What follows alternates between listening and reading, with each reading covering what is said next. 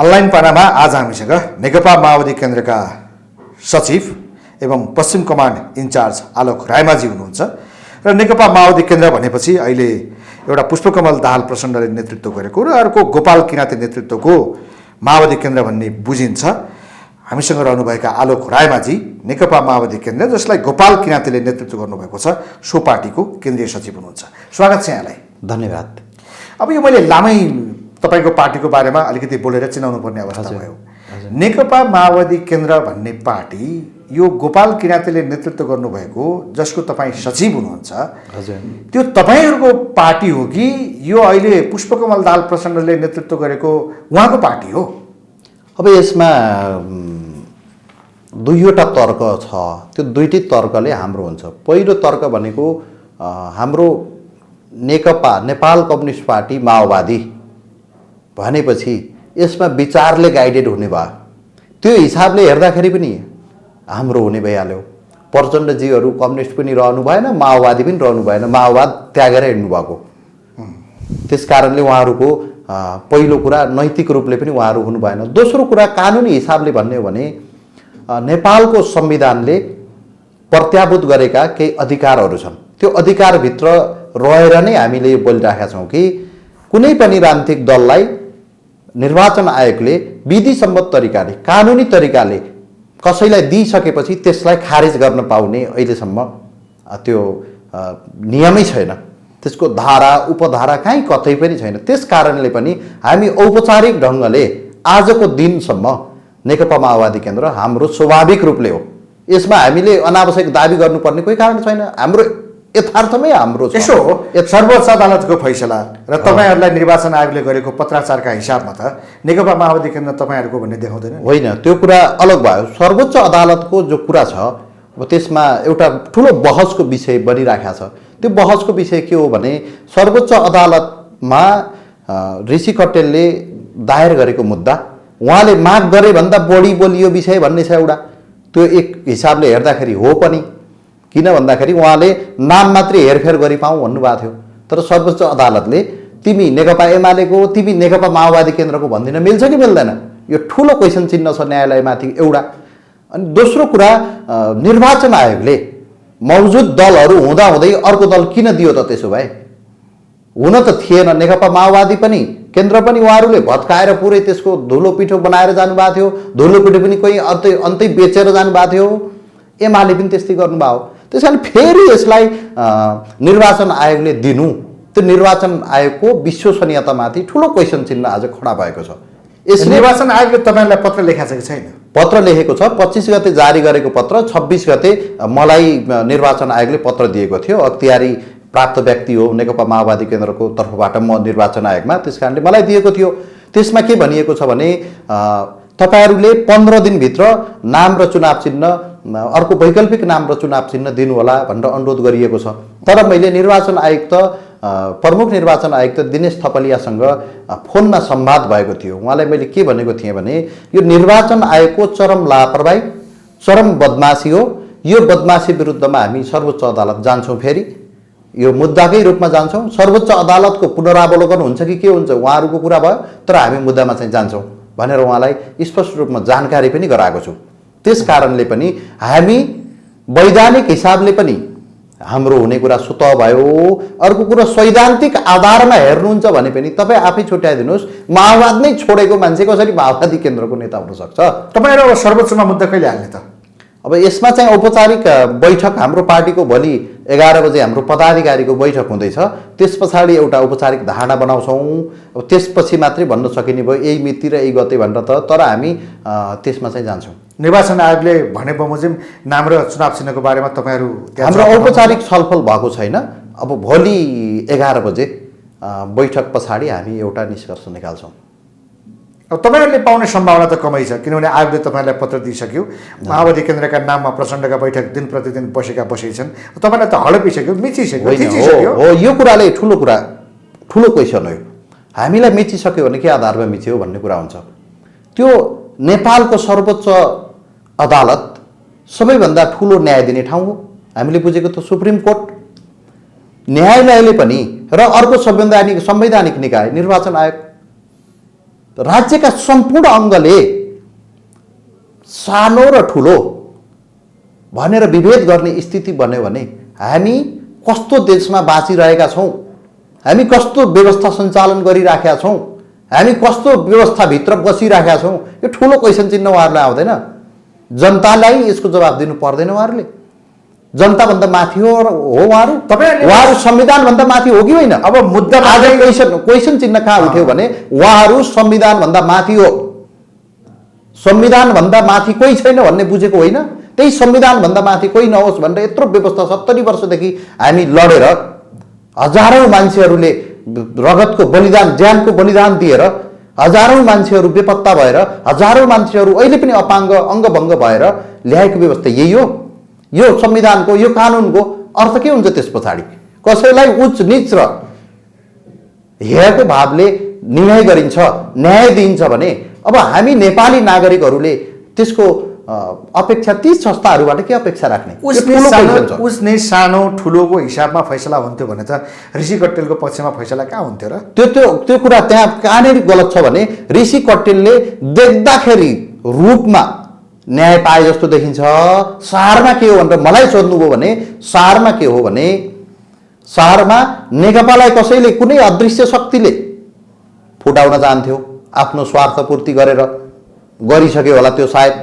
अनि त्यो फुटाउने नाममा त्यो ठुलो खेल भइरहेको छ त्यहाँ। त्यो खेलभित्रको उहाँ खेलाडी नभए पनि ऋषि कट्टेलको पार्टी त्यो खेलमा ऋषि कट्टेलको पार्टीले फाइदा दिलाउने भएको भएर, विशेष गरी साम्राज्यवादीहरूलाई फाइदा दिलाउने भएको भएर उहाँले न्याय पाए जस्तो देखिए। अब सारमा चाहिँ त्यो हो नि त, रूपमा न्याय पाउने भए 2 वर्षसम्म सर्वोच्च अदालतले के हेरेर बसेको थियो? 2 वर्षसम्म निर्वाचन आयोगले नेकपालाई वैधानिकता दिया होइन, प्रचण्ड माधवलाई। डर त्यस्तै छ। अब तपाईँहरूले सर्वोच्चमा गएर आफ्नो एउटा उजुरी दिँदाखेरि हजुर 2-3 वर्ष तपाईँहरूलाई पनि झुन्ड्याइदिन्छ, तर नेकपा माओवादी केन्द्रको नाममा एक्सर्साइज गर्ने काम प्रचण्डले गर्छन्। ठिक छ, त्यो गर्यो भने पनि न्यायालयप्रतिको विश्वसनीयता जनताको बिचबाट गुम्छ। संवैधानिक निकायहरूको विश्वसनीयता यो नेपाली जनताको दिमागबाट गुम्छ। समग्रमा यो व्यवस्था जो दलाल संसदीय व्यवस्था छ, यो दलाल पुँजीवादी व्यवस्था छ, यसको अन्त्य हुने त्यो बिन्दु बन्छ। हामी त्यो हुन्छ भने त खुसी खुसी स्वीकार्छौँ। हामी वैज्ञानिक समाजवादको प्राप्तिमा हिँडेका मान्छेहरू त्यसले वैज्ञानिक समाजवादको बाटोमा जानको निमित्त एउटा पाइलाको काम गर्छ भने त्यसमा हामी खुसी खुसी राजी छौँ, त्यसमा हामीलाई कोही आपत्ति छैन। त्यसो गर्ने हो कि अब तपाईँहरू पनि हिजोका दिनमा एउटै सहयात्री त हो नि प्रचण्ड, तपाईँहरू गोपाल किरातीसँग एउटै क्याबिनेटमा मन्त्री भएर बसेकाहरू सबै छन्। अब प्रचण्डसँग मिल्न के समस्या भयो र? होइन, प्रचण्डसँग मिल्न समस्या भएन, व्यक्तिगत रूपमा कोही वैरभाव दुश्मनी भन्ने छैन। र अर्को कुरा, राजनीतिमा स्थायी शत्रु र स्थायी मित्र हुँदैन, त्यो सत्य कुरा हो। तर त्यो आधार के हो भन्नुहुन्छ भने सैद्धान्तिक आधारमा एक ठाउँमा आउनु पर्यो। उहाँ अहिले संशोधनवादी के अरे भन्छ संसदवादमा फसिसक्नु भएको छ। अर्को कुरा, दक्षिणपन्थी संशोधनवादी भइसक्नु भएको छ। त्यो भइसकेको मान्छे रूपान्तरण भएर मैले गल्ती गरेँ भनेर आफूलाई समीक्षा गर्दै, गम्भीर ढङ्गले समीक्षा गर्दै, गएको आँसु चुहाउँदै होइन, साँच्चीकै रूपान्तरण भएर आउनुहुन्छ भने ठिक छ। हामी नेकपा माओवादी केन्द्रमा उहाँलाई प्रवेशको निमित्त जहिले पनि दैलो खुला छ। यो त हामीले भनेकै छौँ। हामीले माफी मागेर आयो भने माफी मागेर पार्टी प्रवेश गर्नु पर्यो, त्यो त स्वाभाविक भयो त। उहाँले नेकपा माओवादी केन्द्र रूपी पुललाई जरैदेखि भत्काएर विस्फोट गरेर जानुभयो होइन? नेपाली जनताले छर्लङ्गै देखाएको छ। उहाँले पेरिस डाँडामा माओवादी केन्द्रको बोर्ड झुन्डाइसक्नुभयो कि? झुन्डाइसक्नुभयो। नैतिकताको क्वेसन त उठ्यो नि त यहाँ। अस्तिसम्म उहाँले चुनाव चिन्ह हाम्रै हो, यो भयो भने अरूले लियो भने यहाँ कयामत आउँछ भनेको तपाईँहरूले देख्नुभयो नि। सूर्य चिन्ह भएन भने कयामत आउँछ, नेकपा एमाले भएन भने, एमाले नि हो रूपमा त, के अरे त्यो नेकपा भएन भने त्यो कयामत आउँछ भने होइन उहाँले। त्यही कयामत आउँछ भन्ने मान्छे नेकपा माओवादी केन्द्रको अध्यक्ष आज जसरी आफूलाई व्याख्या गरिरहनु भएको छ, त्यो कसरी सक्नुहुन्छ? त्यो नैतिकता कहाँ गयो उहाँको? जो मान्छेसँग नैतिकता छैन त्यो मान्छे रूपान्तरण भएर आउँछ कि आउँदैन भन्ने एउटा क्वेसन चिन्ह सधैँ छ। तै पनि रूपान्तरण भएर आउनुभयो भने हामी स्वागत गर्न तयार छौँ। आत्मालोचित हुँदै नेपाली जनताको बिचबाट यसभित्र जोडिएका तमाम नेता कार्यकर्ताहरू, हजारौँ घाइते अङ्गभङ्गहरू, शहीद परिवारका मान्छेहरूसँग माफी माग्नु पर्दैन? जे पनि गर्न त पाइँदैन नि त। जे पनि गर्ने अनि त्यसपछि ठुलो नेता हुँ भन्दै हिँड्नु त पाइँदैन नि त। तपाईँहरूलाई चाहिँ उहाँले इन्भाइट गर्नुभयो होला आउनुहोस् भनेर, किनभने ठुलो नदीमा मिसिने सानै नदी हो, तपाईँहरू उहाँहरूसँग मिसिने अथवा विलिन हुने सम्भावना चाहिँ छैन। होइन, कुरा कहाँनिर हो भन्दाखेरि ठुलो र सानोको हिसाबले हेर्दाखेरि पनि मैले यहाँहरूसँग मिडिया जगतका साथीहरूसँग उहाँहरूको पार्टी युनाइट हुँदाखेरि, नेकपा नै हुँदाखेरि 8 लाख कार्यकर्ताको हाम्रो दक्षिण एसियाको सबभन्दा ठुलो कम्युनिस्ट पार्टी हुँ भन्दै गर्दाखेरि उहाँहरूले करिब 2/3 नजिकको सरकार हुँदै गर्दाखेरि मैले के अन्तर्वार्ता दिन्थेँ भने जोसँग सिद्धान्त विहीन मान्छे छ, जो सिद्धान्तले गाइडेड छैन, त्यो मान्छेको न पार्टी हुन्छ, न ठुलो समूह हुन्छ, न ठुलो सङ्ख्यालाई हेरेर हामीले क्यालकुलेसन गर्ने भुल गर्नुहुन्छ। हामी गर्नु हुँदैन त्यो भुल भन्थेँ नि मैले। आज देख्नु भएन, आज प्रचण्डजीहरू, केपीजीहरू, माधवजीहरू पहिचानविहीन बने नि त। त्यो पहिचानविहीन बन्ने जो कारण हो, त्यो कारण भनेको कुनै पनि सैद्धान्तिक आधार नभएको कारणले उहाँहरू पहिचानविहीन बन्नुभयो। आज उहाँहरूको पहिचान के हो? आज त पहिचान छैन नि त। साँच्चीकै मुद्दा मामिलामा जाँदा बित्तिकै त उहाँहरूको पार्टी कहिले के हुन सक्छ भन्ने कुरा त थाहा हुँदैन। एउटा यथार्थ के हो भने नेकपा माओवादी केन्द्रको अध्यक्षका रूपमा उहाँले टिकट बाँड्नु भएको, चुनाव आफू र आफ्ना साथीहरूलाई लडाउनु भएको, त्यहीँबाट चुनाव जित्नु भएको, त्यहाँ जानुभयो। अब समयले एमालेसँग एकीकरण गरायो, आज सर्वोच्चको फैसलाले फेरि उहाँहरूलाई पुरानै धरातलमा फर्काइदियो। माओवादी केन्द्रको अध्यक्ष उहाँ त हो नि, त्यही ठाउँमा सर्वोच्चले फर्काएको हो नि त। अब त्यो सत्य नस्वीकार्ने होइन, त्यो सत्य हो, मैले स्वीकारेको छु। तर उहाँहरूले माओवादीका मूलभूत सिद्धान्तहरूलाई लात्ता मारेर हिँड्नुभयो हो। नेकपा माओवादी केन्द्र भन्ने नै छैन भनेर बम विस्फोट गरेर हिँडे हो मेरो नेकपा माओवादी केन्द्र रूपी पुललाई। यो कुरा पनि त सत्य हो। उहाँ अस्तिको दिनसम्म, सर्वोच्चको फैसला आउने अघिल्लो दिनसम्म, 22 गतेसम्म अथवा 23 गतेको दिउँसोसम्म उहाँले के भन्नुहुन्थ्यो? चुनाव चिन्ह हाम्रो सूर्य नै हो, हाम्रो पार्टी नेकपा नै हो भनेर छाती पिट्दै हिँड्ने उहाँ होइन। उहाँलाई त रत्तीभर पनि त माया छैन नि त नेकपा माओवादी केन्द्रको, बाध्यताले यहाँ ल्याइदियो, अलग कुरा हो। यही सन्दर्भमा म केही कुराहरू जोड्न चाहन्छु। जस्तै नेकपा माओवादी केन्द्र जो भन्नुहुन्छ अहिले प्रचण्डले, उहाँका निकटका नेताहरू नामै लिँदाखेरि वर्षमान पुन, मातृका यादवहरूसँग मैले कुरा गरेँ। त्यो सर्वोच्चको फैसला र उहाँहरू औपचारिक रूपमा छुट्टिसके पछाडि उहाँहरूको संयुक्त स्थायी कमिटीको बैठक सकिसकेपछि माधव प्रचण्डको उहाँहरूले के क्वेसन सोध्यो भने तपाईँहरू माओवादी केन्द्रमा आउने निर्णय त गर्नुभयो, निर्णय गराइयो, अब तपाईँहरूले पथ प्रदर्शक सिद्धान्त के मान्नुहुन्छ भनेर सोधेँ मैले। तपाईँको मालेमा वादै हो भनेर क्वेसन गरेँ, मार्क्सवाद, लेनिनवाद, माओवाद। अनि माओवाद त त्यागेर जानुभयो। अनि मैले माओवाद मान्ने शर्तमा आउनुभयो कि यो यसै जबरजस्ती आउनु भएको छ भनेर सोधेँ। अनि त्यसको जवाब के दिनुभयो भने बडो गोलमटोल पाराले, यसमा हामी सैद्धान्तिक रूपमा अहिलेसम्म छिरेका छैनौँ, औपचारिक छलफल भएको छैन, खोइ के हुन्छ थाहा छैन भन्नुहुन्छ एकतिर। त्यही मान्छेले नेकपा माओवादी भन्न मिल्छ कि मिल्दैन? अब मिल्दैन नि त।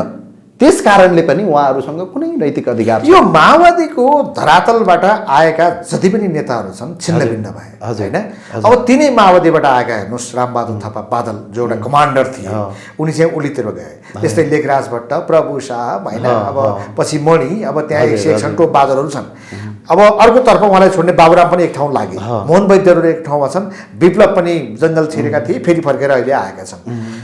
यो प्रचण्डसँग गाँसिएका मान्छेहरू, गोपाल किराँती तपाईँहरू पनि छुट्टिँदै नै भएको छ होइन, प्रचण्डसँग गाँसिएका मान्छेहरू किन छुट्टिए होलान् र किन यस्तो तितो पोख्छन् होला प्रचण्डमाथि? प्रचण्डमा त्यस्तो के छ जसलाई आखिर सबैले छोडेर गइरहेका छन्?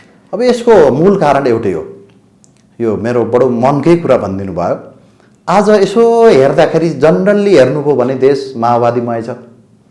चाहे हिन्दूवादी सङ्गठन होस्, राजावादी सङ्गठनमा होस्, अथवा मधेसतिर झर्नुभयो भने जसपामा होस्, अहिले नेकपा फुटिसकेपछि एमालेमा होस्, त्यो पनि दुइटै गुटमा हेर्दाखेरि अब केपीमा पनि माओवादीको बाहुल्यता, अनि माधवजीहरू पनि यता प्रचण्डसँग मिल्नुपर्छ भन्ने हुटुटी, अनि बाहिर रहेका क्रान्तिकारी शक्ति भन्नेहरू वैद्य, विप्लव, हामी लगायतको पनि माओवादी।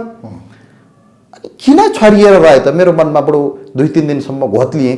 यसको एउटै जवाफ के हो भने जब मान्छे सिद्धान्तनिष्ठ हुँदैन त्यसपछि विचलन आउँछ। सिद्धान्तनिष्ठ बनाउनलाई स्कुलिङ चाहिन्छ, सही स्कुलिङ चाहिन्छ। सायद स्कुलिङमा काहीँ न काहीँ कमजोरी भयो, स्कुलिङलाई निरन्तरता दिएको भए सिद्धान्तनिष्ठ बनाउन सकेको प्रचण्डको भए स्कुलिङ? यो स्थिति आउने थिएन। प्रचण्डको भन्नाले प्रचण्ड त्यहाँ रहने बेलामा स्कुलिङ त प्रचण्डको मात्रै भन्ने कुरा भएन। स्कुलिङ वास्तवमा अब सिद्धान्तनिष्ठ बनाउने कुरा, सिद्धान्तबाट त गाइडेड हुनु पर्यो नि त। आज बादल लगायतका, टोपबहादुर लगायतका विभिन्न जो नेताहरू एमालेमा गएका छन् ती मान्छेहरूको नैतिक धरातल के भयो त? आज सिद्धान्तले त पुरै विचलित नै रहेछन्। पद र प्रतिष्ठाको लागि त जे पनि गर्दो रहेछन्। भोलि काङ्ग्रेसले बोलायो भने अब मन्त्री पद दिन्छु भने काङ्ग्रेसमा गइदिन्छन्। भोलि रापरपा कुनै बेला शक्तिमा आयो भने रापरपाको कमल थापा अथवा को हो त्यहाँबाट सरकारमा तिमीहरूलाई फल्नु फल्नु पोस्टमा मन्त्री दिन्छौँ आउनु छ भने त्यहाँ दौडिहाल्छन्। यसमा कहिले अनच्छा सिद्धान्तबाट मात्रै हो कि सबैको तिरै प्रचण्डमाथि छ के? होइन, मैले आज विप्लव फर्केका छन् उनले पनि प्रचण्डमाथि होइन। प्रचण्डमाथि स्वाभाविक क्वेसन किन हुने भयो भने 10 वर्षे महानै थियो त जनयुद्ध। 10 वर्षे महान जनयुद्धको प्रमुख मान्छे उनी हुन्, महामन्त्री अध्यक्ष हुँदै अहिलेसम्म आएका। अनि त्यस कारणले जो मूल नेतृत्व हो त्यसमाथि त स्वाभाविक क्वेसन चिन्ह त आउँछ नि त। त्यसले त जवाब बढी दिनुपर्छ नि। मूल नेतृत्व भएको कारणले हिजो प्रचण्ड को मातहतमा रहेका जम्मै नेताहरू अहिले जतैतिर छरिएका भने नि मैले, चाहे मोहन वैद्य हुन्, चाहे विप्लव हुन्, चाहे गोपाल किराती हुन् अथवा को हुन्, अब बादलहरू को हुन्, ती सबै त अब त्यहाँ मातहत थिए, उनको मातहत। त्यस कारणले बढी दोषको भार त प्रचण्डले लिनु पनि पर्छ नि त, किन नलिने? यी छरिएर रहेका माओवादीहरू जो छन्, पूर्व माओवादीहरू, तपाईँहरू जो हुनुहुन्छ, फेरि एक ठाउँमा उभिने सम्भावना चाहिँ छैन? किनभने परिस्थितिले माग गरिरहेछ नि। सम्भावना त विज्ञानको नियमले के भन्छ भने सम्भावना त कहीँ पनि सकिँदैन। सम्भावना त हुने कुरा भइहाल्यो। यसमा चाहिँ मैले बडो निकै मेहनत पनि गरेँ है। यो बिचमा पूर्व माओवादीलाई एक ठाउँ बनाउनुपर्छ भनेर धेरै नेताहरूलाई धेरै पटक प्रचण्डले पनि यो बिचमा पुराना साथीहरू बढी चाहिँ प्रियकर हुँदा रहेछन्, काम लाग्दा रहेछन् भनेर महसुस गरेको छु। मैले त्यही ठाउँमा पुग्दैछु। अहिले परिस्थितिले कहाँ ल्याइदियो भन्दाखेरि अब पाहुना बन्न गए साथीहरू, पाहुनाको स्वागत सत्कार त केही समय न हो, केही दिन न हो। अब 3 दिन 4 दिन 5 दिनसम्म ठिकै थियो, पाहुनालाई राम्रै सत्कार गरिराखेका थिए। घरमा जनरली घरमा पकाउने भन्दा पनि मिठो खुवाइराखेका थिए। 6 दिनदेखि त्यो पाहुना घरको सबै सदस्यभन्दा निकै तल गइहाल्छ। त्यसप्रतिको आत्मीयता, त्यसप्रतिको सम्मान, त्यसप्रतिको विश्वसनीयता, त्यसप्रतिको सम्पूर्ण कुराहरू। त्यस कारणले ती पाहुना जाने साथीहरू वास्तवमा पाहुना जाने भनेको त आफ्नो शक्तिमा विश्वास नगरेर आफ्नो घरमा खाना अथवा मिठो चोखो नपाउने भनेर होला सायद। एउटा मैले सिम्बोलिक रूपमा भनिरहेको छु है। त्यस कारणले आफ्नो शक्तिमा जब विश्वास मान्छेले गर्दैन, अझ विशेष गरी राजनीतिमा कुनै पनि क्षेत्रमा आफ्नो शक्तिमा विश्वास गर्न सकिएन भने त्यो मान्छे कहिले पनि सफल हुँदैन। प्रचण्डको आफ्नो शक्ति के हो? विचार र सिद्धान्तको हिसाबले मालेमावादी शक्तिहरू प्रचण्डको वास्तविक धरातल त्यही हो। जब मालेमावादलाई उहाँले छोड्नुहुन्छ त्यसपछि उहाँ पाहुना बन्नुहुन्छ। 4 दिन सम्मान हुन्छ, 5औं दिनदेखि उहाँको अपमान हुन्छ। आज एमालेमा गएर त्यही हालत भएन? उहाँको चरम अपमान होइन? पूर्व माओवादीका साथीहरू आज जतिसुकै लफडा भए पनि प्रचण्डलाई त्यो स्तरको अपमान गरे त? हिजो छुट्टिएका होइनन्? प्रचण्डले त अब एमालेमा रहेका झलनाथ खनाल, माधव नेपालहरूलाई आफूतिर डोर्याएर त ल्याए नि। कसरी डोर्याएर ल्याए? उनीहरू घर न घाटका बन्नन्। आज हेर्नु न, आज स्थिति के छ? केन्द्रीय समितिको बैठक बस्दै गर्दाखेरि माधव नेपाल र झलनाथ खनाललाई थाहा हुँदैन। त्यो स्थिति किन बन्यो? त्यो स्थिति भनेको काहीँ न काहीँ पाहुना संस्कारले हो। जब मान्छे सैद्धान्तिक रूपले विचलित हुन्छ त्यसको टेक्ने आगो, समाउने आगो र टेक्ने रूपको त्यो अब यो सिद्धान्तको प्रश्न त सबै जमिन हुँदैन। ओलीलाई पनि सिद्धान्तको प्रश्न छ, माधवहरूलाई पनि छ, प्रचण्डहरूलाई पनि छ। यो प्रश्न त काङ्ग्रेसमा पनि उठिएको छ। नेपालका राजनीतिक दल र नेताहरू कोही पनि आफ्नो सिद्धान्तमा अडिग भएर अगाडि बढेको अडिग भाव यो समस्या हुन्थेन नि त। किन भन्दा सिद्धान्तले विचलित हुन सिकाउँदैन। सिद्धान्तले जहिले पनि अप्ठ्यारो परेको बेलामा सबैभन्दा ठुलो ब्रह्मास्त्र भनेको सिद्धान्त मात्रै हो। त्यसको आधारमा मात्रै मान्छे टिक्न सक्छ। त्यस कारणले सबै सम्पूर्ण आधारहरू भत्काइसकेपछि त यस्तै नै हुने हो। अब यो जो द्वन्द्व चलिरहेको छ अहिले, सत्ता समीकरणको द्वन्द्व छ, राजनीतिक पार्टीहरूको गठबन्धनको द्वन्द्व छ होइन, माधवहरू र ओलीहरूको द्वन्द्व छ, यता प्रचण्ड आफ्नो किसिमले लागेका छन्। यो द्वन्द्वमा जित हार कसको हुने देख्नुहुन्छ तपाईँ?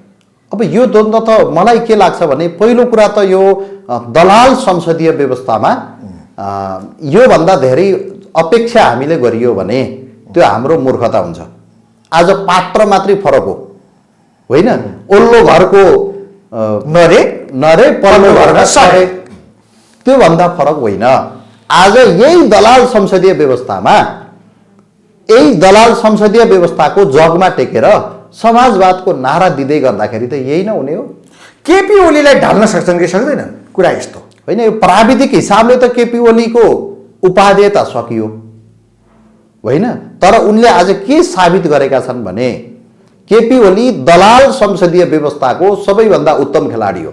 यो दलाल संसदीय व्यवस्था भनेको तिग्डमै गर्ने हो, दलाल संसदीय व्यवस्था भनेको फटाइ नै गर्ने हो, दलाल संसदीय व्यवस्था भनेको झुक्क्याउने नै हो। त्यो स्तरको झुक्क्याउन सक्ने, त्यो स्तरको फटाइ गर्न सक्ने, त्यो स्तरको लक्का पन्जा छक्का गर्न सक्ने मान्छे त केपी ओली जतिको त कहिले लामो भएन। अब उनको त राजनीतिक आयु त कमै देखिन्छ नि, एक्लिएका छन् नि। होइन, राजनीतिक आज माओवादी जसपा काङ्ग्रेस सबै एक भएका छन्। राजनीतिक आयु त उनको सकिसक्यो, उनीसँग नैतिकता छैन। त्यस कारणले अघि भने नि त लक्का छक्का पन्जा डाका फटाइ गर्न सक्ने भएर न अहिलेसम्म बसिरहेका छन् होइन। अन्त नैतिकताको आधारमा उहिले राजीनामा दिनुपर्ने होइन, उनीहरूले के अरे त्यो विघटन गरेको संसदलाई आफै पेश गर्न जाने त्यस्तो काहीँ हुन्छ? काहीँ देख्नु भएको छ? गर्नमा त प्रचण्ड माधवहरू पनि माहिर छैनन् त? छन्, किन नहुनु? उनी जतिको सक्दैनन् भने हो, उनी जतिको सक्दैनन् भने हो। विशेषता यो दलाल संसदीय व्यवस्थाको विशेषता नै त्यही हो त। यो दलाल संसदीय व्यवस्था के हो भने मरेको लासबाट पनि कमिसन खाऊ, नछोड, जसरी जुन अवस्थामा भए पनि दलाली नै गर, जुन अवस्थामा भए पनि ठग। यसको विशेष नै यही हो त। संसदीय व्यवस्थालाई दलाल संसदीय व्यवस्था नयाँ विकल्प दिन्छौँ भनेर आएकाहरू पनि यसैको भाषमा परे। अब त्यसमा यस्तो कुरा छ। अब पहिलो कुरा, अहिले नेपालको वस्तुगत स्थितिलाई हेर्नुहुन्छ भने वैकल्पिक नेतृत्व र वैकल्पिक शक्तिको खोजी भइरहेको छ। यो सर्वसाधारण सबैले बुझेको कुरा हो, तर त्यसको निमित्त किन भइरहेको छैन, आइरहेको छैन भन्नु होला भन्दाखेरि त्यसको आत्मगत स्थिति तयार छैन, हामीसँग पनि तयार भइसकेको छैन आत्मगत स्थिति। हामीले त्यसलाई लिड गर्न सक्ने विकल्प दिन्छु भनेर जस्तो प्रचण्ड, बाबुराम होइन, अब सबै चाहिँ संसदीय व्यवस्थाको विकल्प दिन्छौँ भनेर आएका हुन् नि, अन्तत उनीहरू यसमै फसे। यही दलदलमा त्यसको जवाब त मैले अघि दिइसकेँ। उहाँहरूसँग जो सिद्धान्तनिष्ठ हुनुपर्ने थियो त्यो हुनु भएन, विचलित हुनुभयो, त्यसबाट अपेक्षा गर्न सकिन्न। किन भने त भन्दाखेरि अब वैकल्पिक नेतृत्व कस्तो जन्मिन्छ भन्नुहुन्छ भने सिद्धान्तनिष्ठ, जसले देश र जनताप्रति गद्दारी गर्दैन, त्यो मात्रै वैकल्पिक नेतृत्व हुन्छ नि। त्यही भएर त अहिलेसम्म जन्मिरहेको छैन। कारण त्यही त हो, लामो समय लागेको कारण त्यही त हो। जो वैकल्पिक नेतृत्वको रूपमा अब खडा हुन्छ त्यो जनताको अदालतमा गएर जवाब दिन सक्ने टाइपको हुन्छ। को हो त वैकल्पिक नेतृत्व? अबको वैकल्पिक नेतृत्व जसले यो समाजलाई साँच्चैकै नेपाली समाजले चाहे जस्तो समृद्धि दिन सक्छ, खुसी दिन सक्छ, गरिबीको अन्त्य गर्न सक्छ, समानता ल्याउन सक्छ, न्यायपूर्ण राज्य प्रणाली व्यवस्था गर्न सक्छ होइन। अनि त्यस कारणले अब यो समान किसिमको स्थिति ल्याउन सक्छ, त्यो भनेको वैज्ञानिक समाजवादीहरू हुन्। सबैले आफैलाई भन्छन् यसको जवाब ठ्याक्कै म पुग्दैछु।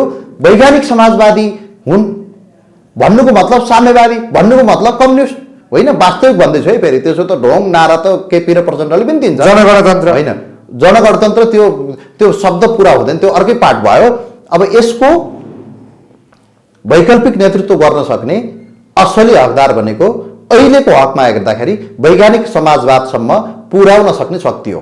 हुन त वैज्ञानिक समाजवाद भनेको कुनै चरण होइन भनिन्छ। वैज्ञानिक समाजवाद भनेको केही समय राज्य रहन्छ, त्यसपछि राज्य विलोपीकरण भयो, शब्दजाल भयो कि शब्दजाल होइन। यो वैज्ञानिक समाजवाद भनेर अहिले जसले नारा उछालिरहेका छन् स्वयं उनीहरू पनि यो कुराबाट अस्पष्ट छन्, उनीहरूले पनि यो कुरा बुझेका छैनन्, जनतालाई के बुझाउँछन्? हो, त्यो उनीहरूको कमजोरीको कुरा भयो। तर वैज्ञानिक समाजवाद किन जनताले यो देशको गरिबी उन्मूलन गर्नु छैन? छ नि। या समानता चाहिएको छैन? त्यो पनि छ नि। न्यायपूर्ण राज्य चाहिएको छैन? त्यो पनि छ नि। जहिले पनि थिचोमिचो पर्ने तल्लो स्तरको मान्छेहरूले पनि समान न्याय पाउनु परेको छ कि छैन? यी सबै कारणले गर्दाखेरि जनताले सैद्धान्तिकरण नगरे पनि चाहेको त वैज्ञानिक त्यहीबाट मात्रै पाइन्छ। यो वैज्ञानिक समाजवादको लागि, यो वैज्ञानिक समाजवादको लागि पछिल्लो समय विप्लव नेतृत्वको नेकपा हजुर। मोहन वैद्यको क्रान्तिकारी माओवादी, हजुर। यसै गरी आहुति, ऋषि कट्टेल, उहाँहरू बिचको एउटा रणनीतिक मोर्चा पनि बनेको छ हजुर। र उहाँहरूले पनि यो वैज्ञानिक समाजवादलाई 1 नम्बरमा राख्नु भएको छ हो होइन। तपाईँलाई के लाग्छ अब यो लक्ष्य प्राप्तिको निम्ति त नेताहरू पनि त इमान्दार हुनुपर्छ नि होइन। 100% यसमा के हो, भन्छ यो यी जो मैले 4 शक्तिका नाम लिए हजुर हजुर उहाँहरू साँच्चै इमान्दार नैतिकवान यो वैज्ञानिक समाजवाद ल्याउनुको निम्ति त्यहाँ पुग्नको निम्ति दत्तचित्त इमान्दार प्रतिबद्ध हुनुहुन्छ। अब यसमा मैले एउटै कुरा के भने पहिलो कुरा कम्युनिस्ट पार्टी नाम राख्दाखेरि हुनलाई त्यसको मूल नेतृत्वकर्ता आफै कम्युनिस्ट बन्नु पर्यो। कम्युनिस्ट भनेको साम्यवादी हुनु पर्यो। साम्यवाद भनेको अघिल्लो चरण भनेको वैज्ञानिक समाजवादी हो। त्यस कारणले पहिलो कुरा समाजवादी त होइन नि त, हामी कम्युनिस्ट हौँ भनेर किन भन्छौँ भन्दा उहाँहरू कम्युनिस्ट बन्न सक्नु भएको छ कि छैन, त्यो मूल क्वेसन हो। अब यो तपाईँले जो नेतृत्वको नाम लिनुभयो ती नेतृत्वहरू एकपटक जनताको नजरमा तल नपर्नुको अहिलेसम्म कारण के हो भन्दा उहाँहरू प्युरिफाई हुनु भएको छैन। त्यो भोलि उहाँहरूको कार्यशैलीमा भर पर्ला। धेरै कुराहरू त कार्यशैलीले पनि निर्धारण गर्ने होइन। खुला राजनीतिमा आएको उहाँहरू पनि धेरै भइसक्यो नि। अहिलेसम्म नेपालीहरूले चाहिँ उनीहरूलाई होइन, उहाँहरू छुट्याउन नसक्ने टेस्टेड लिडर होइन नि त, टेस्टेड लिडर होइन। त्यो वैज्ञानिक समाजवादको साँच्चीकै प्राप्तिको दिशामा अगाडि बढ्ने हो भने उहाँहरूले पहिलो कुरा एउटा सङ्कुचनलाई अन्त्य गर्नुपर्छ। अहिले पनि सङ्कुचित मानसिकता काहीँ न काहीँ छ। किन भन्दाखेरि समान ठाउँमा जाने यात्रीहरूलाई सङ्कुचन चाहिँ के को? सङ्कुचन चाहिँ अनेक खालको हुन्छ। कोही अब कार्यशैलीको होला, कोही के होला, त्यो सङ्कुचन छ जस्तो लाग्छ कि होइन भने वैज्ञानिक समाजवादको प्राप्तिमा हिँड्ने 5वटा दल बनेर हिँड्न जरुरी छैन।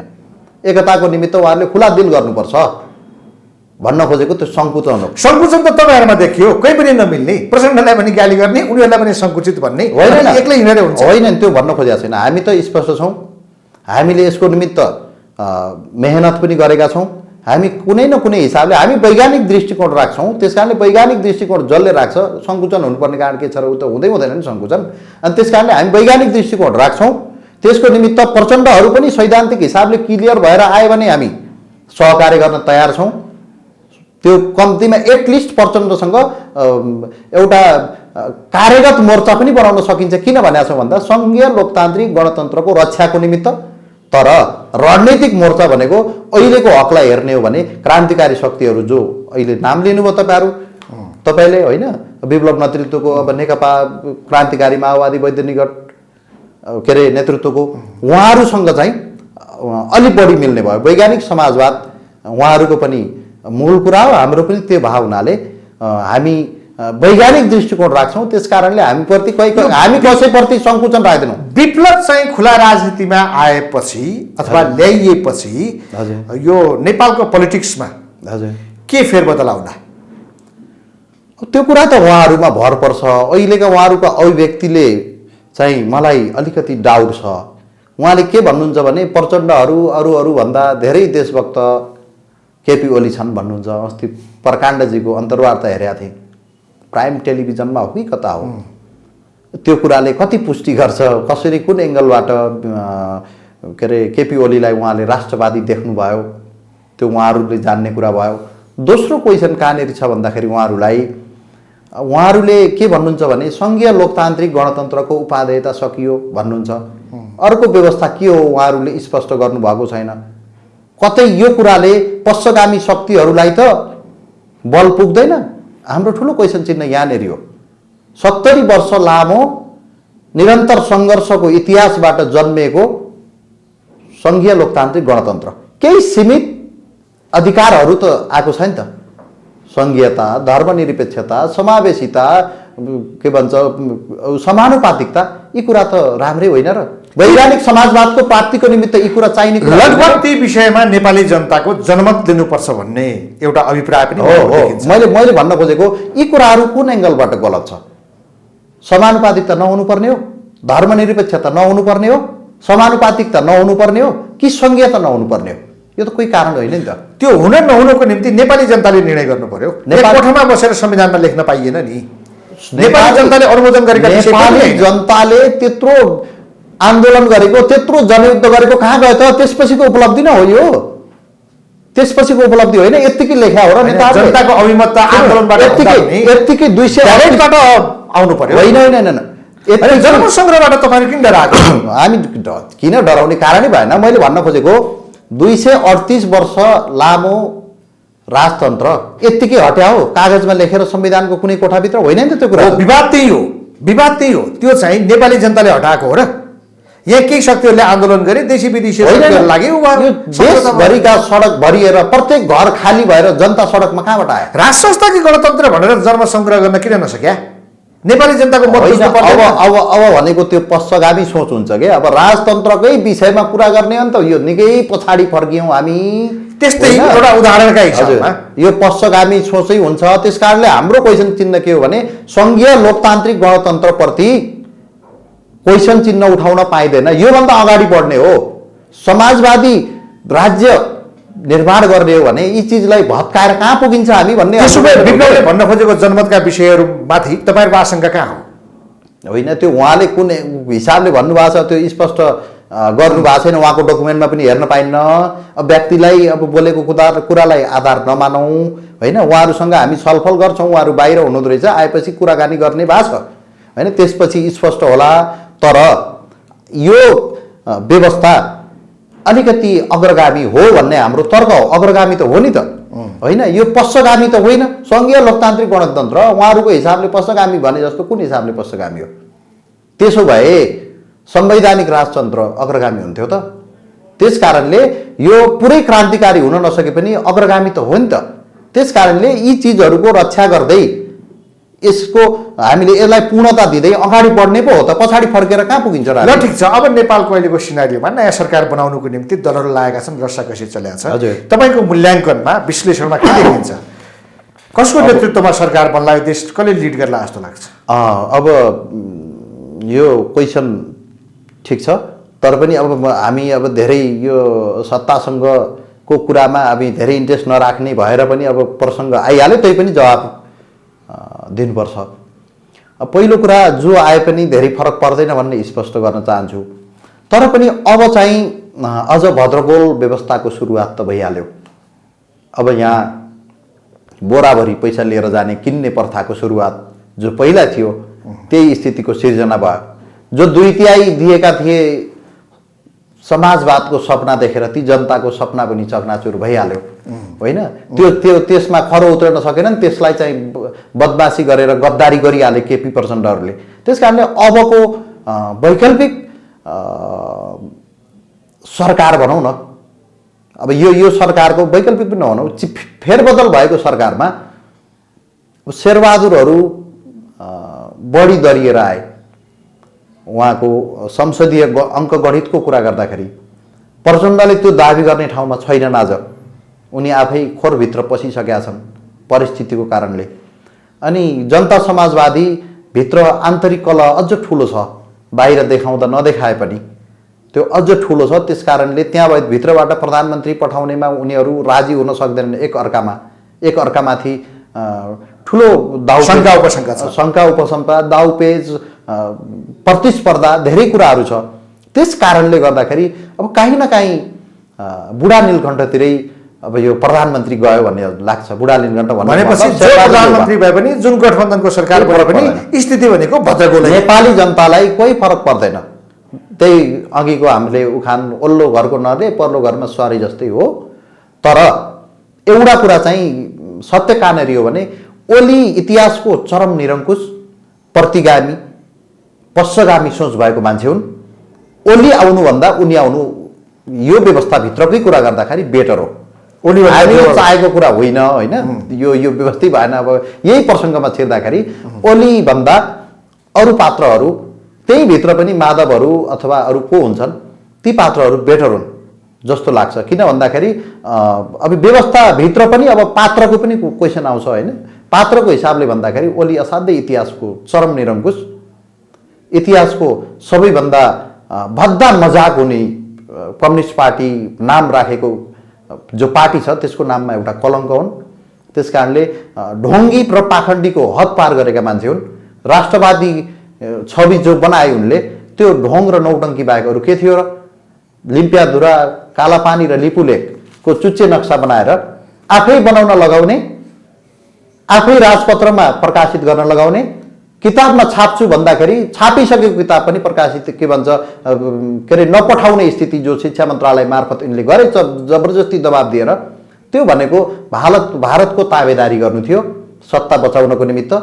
अहिले पछिल्लो समयमा हेर्नुहुन्छ भने सत्ता टिकाइरहनको निमित्त नेपालको विषयमा सबैभन्दा बढी भद्दा मजाक गर्ने, नेपाललाई सबैभन्दा बढी भद्दा गाली गर्ने पत्रकार र च्यानललाई पैसा दिएर बालुवाटारमा बोलाएर आफ्नो नौटङ्कीबाज अभिव्यक्तिहरू दिने केपी ओली, अनि त्यो खिच्न लगाए बापत उनले सगरमाथामा गिफ्ट स्वरूप हेलिकप्टरमा सयर गराएर जो नेपाली नर्मल मान्छेहरू जान सक्दैन त्यो बेस क्याम्पका भित्र ठाउँहरूमा गएर उनलाई भिडियो बनाउन दिएर यो भारतीय गणितज्ञले यसको सही नाप लिएको थियो त्यस कारणले उसको नाममा हुनुपर्छ यो भन्न लगाउने इतिहासको गद्दार पात्र, जसले यो देशको कार्यकारी प्रमुख बस्ने ठाउँमा खुलेआम रातारात भारतीय रहका एजेन्टहरूलाई भित्र्याएर नेपाली जनताका भाग्य र भविष्यमाथि कुलाडी प्रयोग गर्ने केपी ओली भन्दा अर्को पात्र अलिक बेटर हुन्छ जस्तो मलाई लाग्छ। हस्, थ्याङ्क यू भेरी मच। धन्यवाद।